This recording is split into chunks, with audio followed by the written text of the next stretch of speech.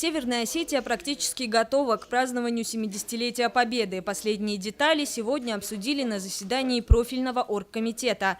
Торжественные мероприятия стартуют 6 мая. Планируется провести автопробег, финальной точкой которого станут Ильхотовские ворота. А уже 7 мая у 9 памятников во Владикавказе выставят почетный караул. На следующий день запланировано возложение цветов к мемориалам воинской славы. По традиции память погибших почтят представители руководства республики, различных госструктур, общественных организаций и рядовые граждане. 9 мая на проспекте Мира жители республики смогут посмотреть и парад Победы. К нему сейчас усиленно готовятся все военнослужащие. Предстоит провести еще 3 репетиции, причем последние 2 генеральные, со всей техникой и оборудованием. После парада по площади Свободы пройдут участники акции «Бессмертный полк». Они принесут фотографии погибших на войне героев. Кроме того, впервые в этом году 58-я армия организует показ военной техники. Параллельно по всей республике пройдут массовые гуляния, выставки, полевые кухни, демонстрации фильмов о Великой Отечественной войне. В праздничный день Владикавказ посетят сотни гостей. Планируется, что приедут делегации из Израиля, Киргизии и Казахстана. В связи с массовостью мероприятий безопасность – одно из приоритетных направлений работы. Вопросы безопасности до сегодняшнего дня никогда не вызывали у нас сомнений, потому что коллектив Министерства внутренних дел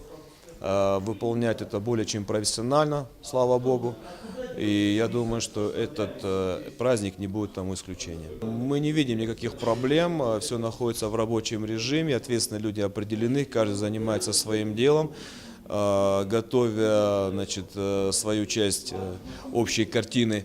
Я думаю, что на сегодняшний день у меня не вызывает никаких опасений, то, что мы проведем это все на достойном уровне.